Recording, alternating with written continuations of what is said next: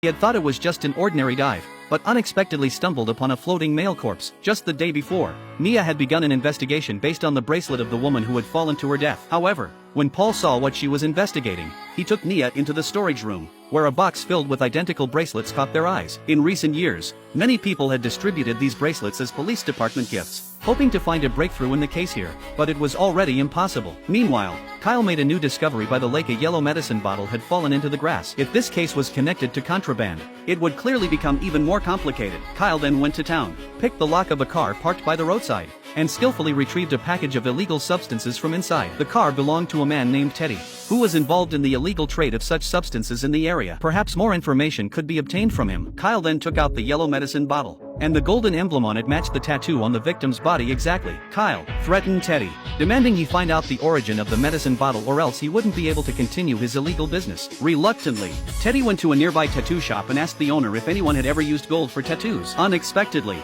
the owner's attitude changed instantly, and his eyes kept glancing at the man sitting on the sofa beside him. Teddy wanted to continue questioning the owner, but the owner angrily told him to leave. Late at night, a depressed Teddy returned to his car and didn't notice that a masked man had appeared in the back seat at some point. On the other side, a group of hippies were active in the forest park. They never bought tickets and treated the wilderness as their home. It wasn't until a girl jumped into the river that Teddy's body was discovered by the crowd, leading to the scene at the beginning of the video. Just then, Nia suddenly called to say she had identified the female victim. It turned out that 2 hours earlier, Nia had started going through 15-year-old records. Since there were no more useful clues at the moment, she could only compare the information of the members who had participated in the hiking summer camp back then. Suddenly, a photo of a little girl caught her attention. The girl in the photo was marked as a missing person, and her appearance bore a striking resemblance to the deceased. Nia sent both photos to the technical department for facial recognition, finally confirming the identity of the deceased. The deceased was named Lucy. Her parents had once worked and lived in this national park. However, 15 years ago, Lucy was kidnapped and has remained missing ever since. Nia speculated that the only possible reason Lucy could have disappeared without a trace for so many years was that she had never left the national park. After all,